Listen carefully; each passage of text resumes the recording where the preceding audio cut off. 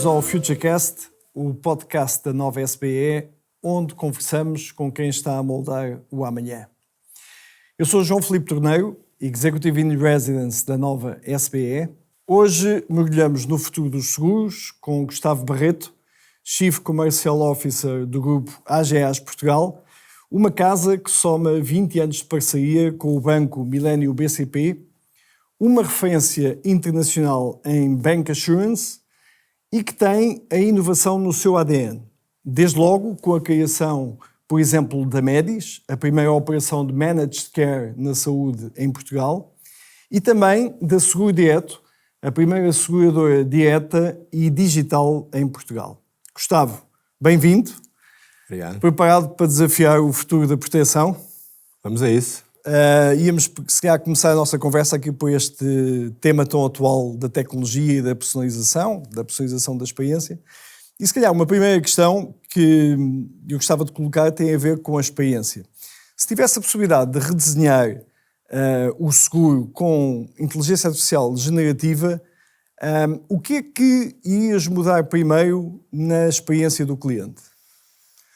Bom, diria que há imensas áreas e eu acho que todas as áreas de contacto com o cliente têm oportunidades de melhoria, claramente, e de redesenho, a rigor.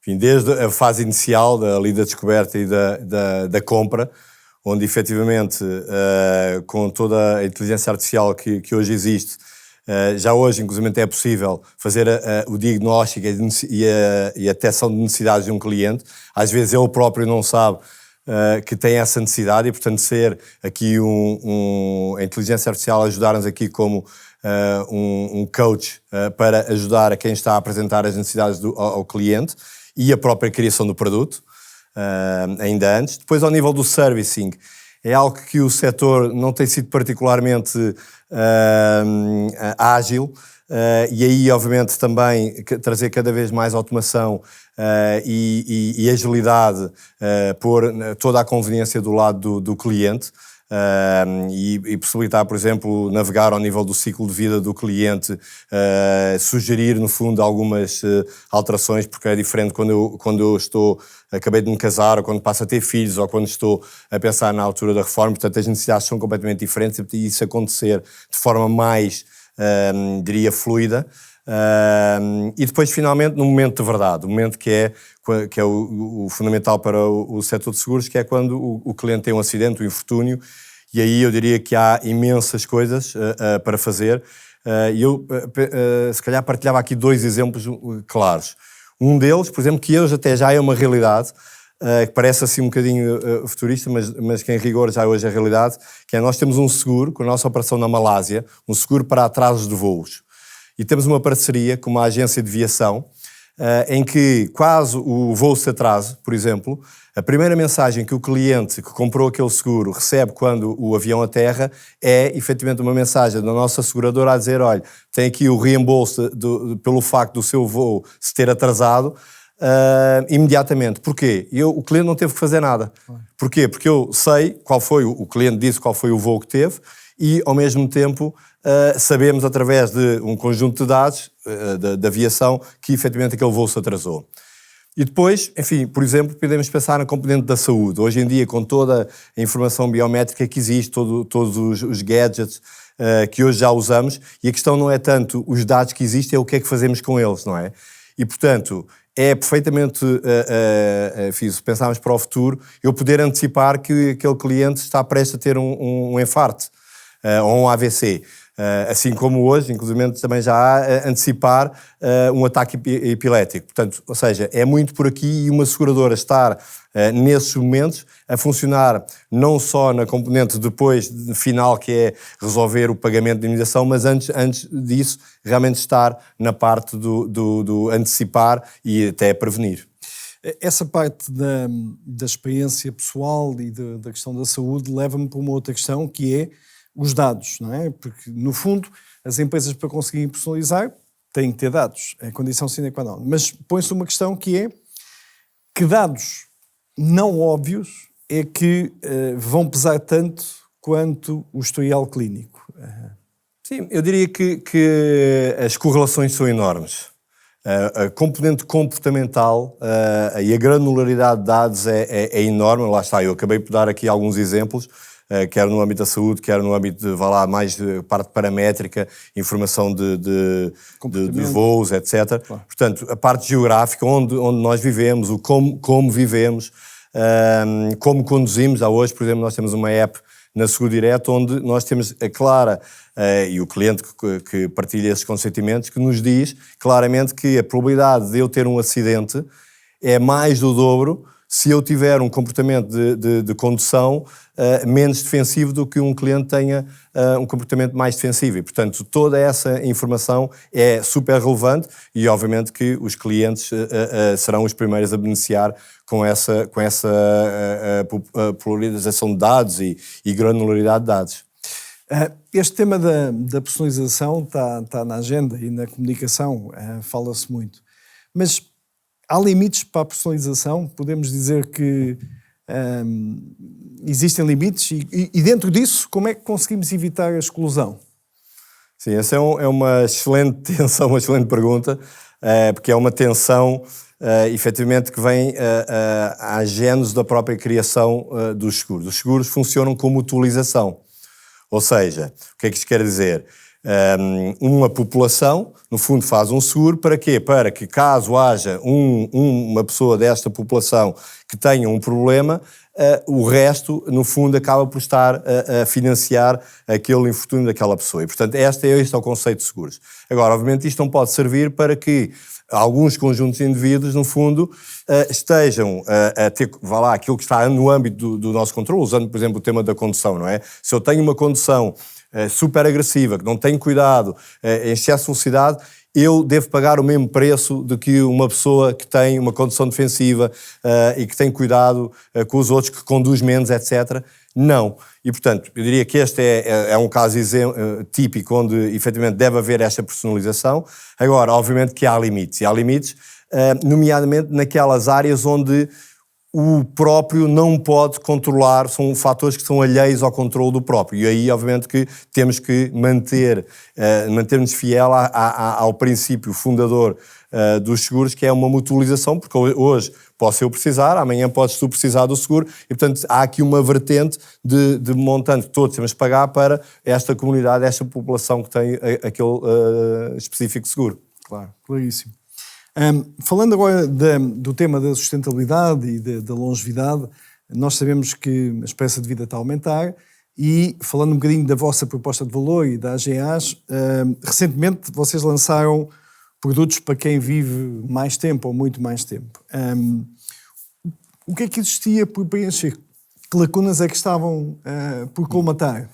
Sim, nós já há uns anos lançámos um projeto que nós denominámos de Silver, que tinha efetivamente como objetivo olhar para aquilo que eram as tendências, que estavam a acontecer e, em termos de todo o mundo e prominentemente até em Portugal, de forma muito relevante, e detectámos efetivamente duas áreas grandes. Uma, por um lado, que tem a ver, no fundo, com a esperança média de vida aumentar, mas ao mesmo tempo não significa que os portugueses tenham melhor qualidade de vida, que é um bocadinho um paradoxo. E, efetivamente, os portugueses, inclusive, até há dados que dizem que têm menos qualidade de vida que, até com maior esperança média de vida, mas com menor qualidade de vida.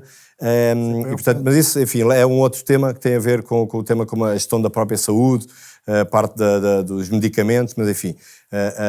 Mas não era por aí que eu queria ir. O que eu queria dizer é, por um lado, a componente das doenças graves, foi uma das áreas onde nós detectámos que havia ali um gap de coberturas, porque as pessoas, quando mais precisavam, depois não tinham acesso a este tipo de seguro.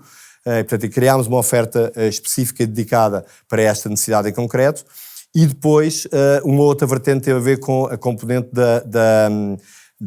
daquela fase da vida em que nós estamos não a poupar, mas em que começamos a precisar de usar as nossas poupanças. E então criámos um produto, denominámos rendimento flexível, onde o que fizemos foi dizer, uma pessoa com 70, 80 anos precisa, no fundo, um complemento da sua reforma, tem as suas poupanças de uma vida e, inclusivamente, muitas vezes até tem uma casa uma moradia ou um apartamento com quatro quartos, se calhar que já não necessita. E então, tentámos uma oportunidade que tem sido, enfim, abraçada por muitos clientes, que é a possibilidade de dizer, então eu vendo se calhar a minha casa, compro uma casa enfim, apenas com 1 ou 2 quartos, mais preparada até inclusivamente para a fase da vida que se aproxima agora, em termos de acessibilidade, de mobilidade, etc. Tenho mais-valias com isto e eu posso investir num produto com isenção dessas mais-valias e o que faz é, no fundo, usar essa poupança e fazer um complemento de reforma consoante a esperança média de vida da pessoa. E, portanto, ele diz, olha, eu quero ter um complemento de 1.000 euros por mês à minha reforma e, portanto, usa, no fundo, esse complemento. E isto não existia até há poucos anos com o lançamento deste nosso produto. Interessante, muito interessante. Ainda no tema do clima e dessas alterações que vivemos, que estão sob maneira presentes, o seguro pode ou deverá financiar a resiliência climática?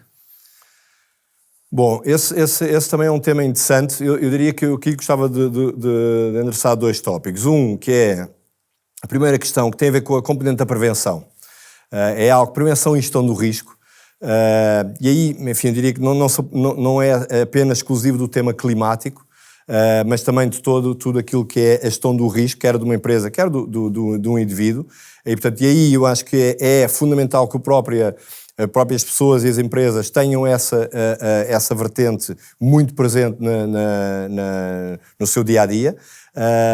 E, portanto, sei lá, imaginemos, se eu sei que estou numa zona muito propícia a incêndios, enfim, normal, aliás, até a Proteção Civil o promove de limpar os terrenos à volta, etc. Isto é componente de criar aqui, através da resiliência climática, evitar que, através da prevenção, evitar que, efetivamente, os meus bens sejam impactados. E, por outro lado, obviamente, sabemos que há aqui um tema, como acontece, por exemplo, na Califórnia, onde há muitas seguradoras que, neste momento, estão a sair daquele mercado, porque, efetivamente, começa a ser insegurável, a determinada altura, a preços que os clientes estejam dispostos a pagar, porque é sempre segurável. A questão é qual é a capacidade dos clientes para pagar esse prémio. E, portanto, aqui tem que haver, obviamente, um conjunto de políticas, quer públicas, quer privadas, que promovam essa a resiliência climática e, obviamente, que o setor de seguros também tem uma palavra também muito a dizer nessa vertente. Ok, boa. Gostava de voltar agora para o tema da experiência, que é um tema que nos é bastante querido, e a confiança. No outro dia ouvi uma frase que gostei bastante, que a confiança é um bocadinho como os seguros. Temos que investir antes para depois, na altura de vida, a termos, não é? E achei interessante esta analogia. Falámos da longevidade e da sustentabilidade, íamos voltar agora, se calhar, ao tema da experiência. E aquele indicador tão transversal e tão recorrente que é o Net Promoter Score, o NPS. Eu sei que medem regularmente o NPS. Gostava que partilhasse o que é que estão a aprender com esta medição do NPS em tempo real.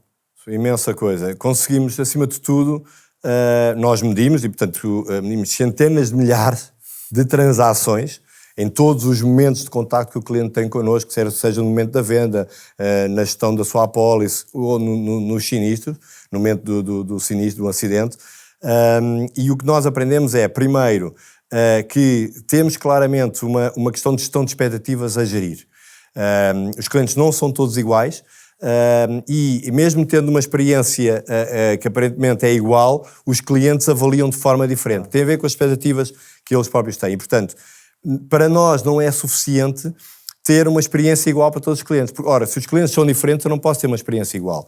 Ora, isto encerra um conjunto de desafios enormes para qualquer organização.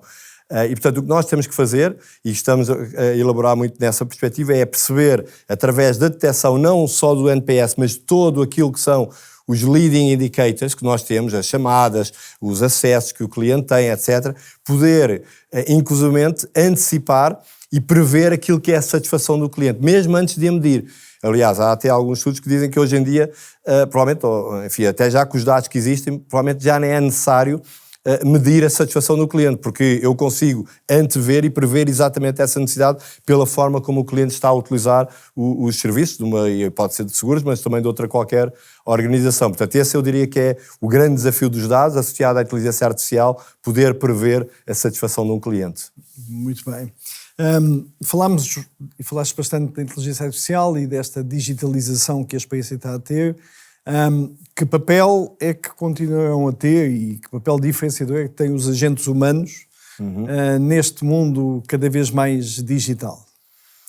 Bom, continuam a ter um papel determinante, quer seja pela via dos nossos clientes e dos clientes que alguns preferirão sempre um contacto humano e, portanto, que vai trazer aqui também uma componente mais de empatia, mais de humanidade à relação e, em rigor, também toda a vertente da emoção. Mas, por outro lado, enfim, eu diria que a parte da automação, da inteligência artificial, que traz eficiência e conveniência.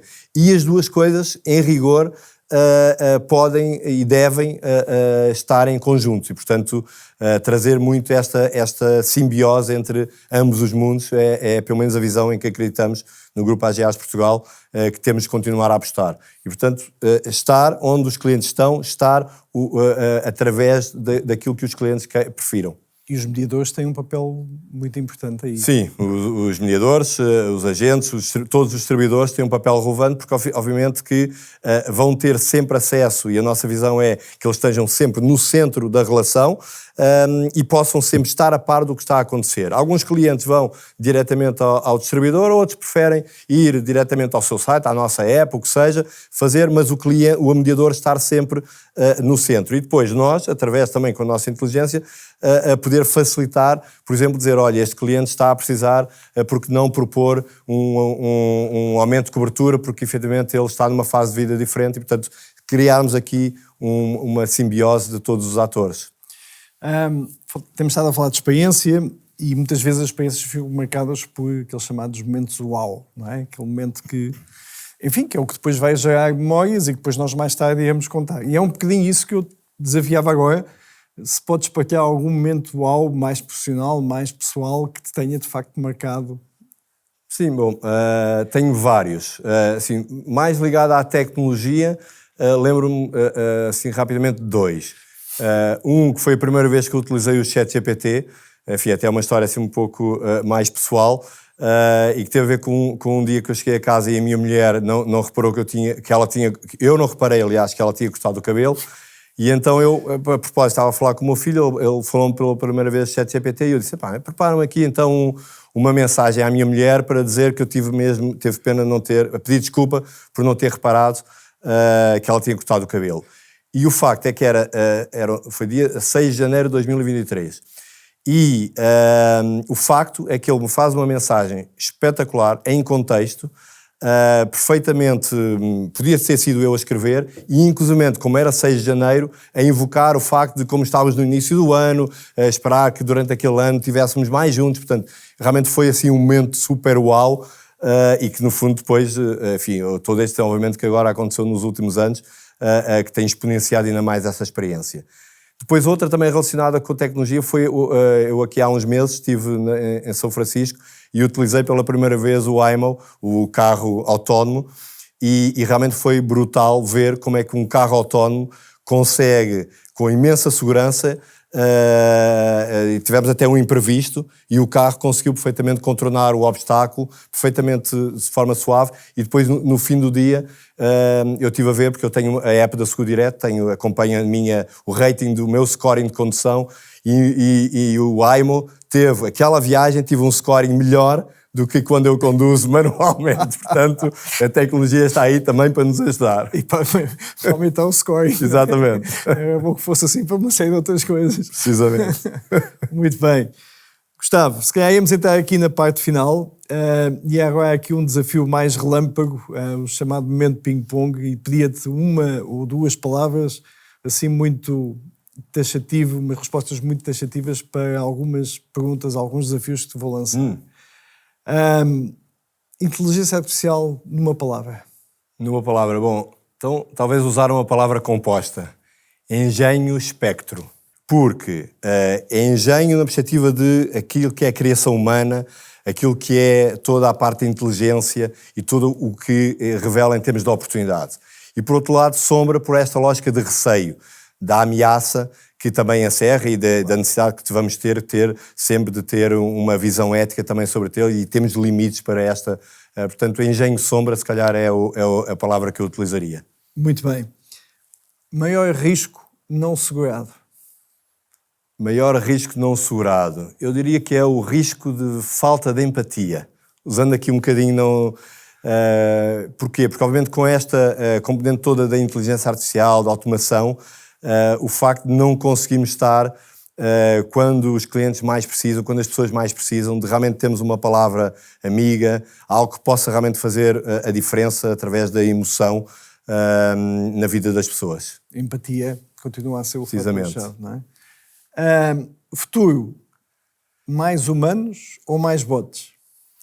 Eu diria que ambos, embora vamos ter, claramente, acho que vamos ter mais bots, mais precisos, mais eficientes, mas acima de tudo a trazerem eficiência. Mais humanos, lá está, a trazer esta empatia, a componente da emoção e a trazer esta alma, não é? Que vai, e este engenho que falávamos também. Ok, falámos de futuro, falámos de humanos, falámos de bots. Este tema da personalização, limites para a personalização. Sim, eu creio que respondi isso, falámos sobre isso na primeira parte. Eu diria que os limites são, por um lado, a componente ética e, por outro lado, aquilo que exclua, enfim, grupos que não possam controlar os seus comportamentos, em termos de questões que excluam grupos relevantes. E, portanto, para mim, esse é o limite da personalização. Muito bem. Obrigado. Estes temas certamente mereceriam muito mais profundidade, mas aqui, neste breve período, viajámos do poder da inteligência artificial à longevidade e à confiança digital, e eu deixava 3 ideias-chave desta nossa conversa. Podes resumir em 3 momentos ou 3 conceitos-chave, 3 ideias que tenham... Sim, bom, eu diria que acho que o tema da experiência do cliente, acho que é o primeiro tópico. É fundamental as organizações realmente colocarem cada vez mais esse tema na agenda e perceberem que não há uma experiência única, mesmo que tenhas uma experiência única, o cliente não vai ter a percepção igual e uma satisfação igual, e portanto temos que obviamente adaptar essa experiência àquilo que é as expectativas dos clientes. Portanto, eu diria que esse é um tema, quer seja através, por exemplo, da personalização, que falámos aqui também. Personalização essa que temos que ser capazes de usar de forma ética, com cada vez mais dados, obviamente com os conhecimentos que os clientes nos dão, mas em que o potencial e a exponencialidade, que a quantidade de dados que hoje existe, que podem e devem ser usados para benefício sempre dos nossos clientes. E depois toda esta lógica da ameaça e da oportunidade de inteligência artificial, que efetivamente tem um potencial enorme, que esperemos que todos sejamos capazes de usar da melhor forma, com os fins mais nobres, diria assim, e de forma a poder libertar os humanos para aquilo que seja as componentes de criatividade e também, enfim, a qualidade de vida que todos esperamos, para podermos, enfim, fazer com que a vida de todos seja melhor, seja mais longeva e, acima de tudo, mais feliz. Gustavo, obrigado. Viajamos assim ao futuro da proteção. Sigam o Futurecast no Spotify, no YouTube e nas principais plataformas. E até à próxima conversa que molda o amanhã.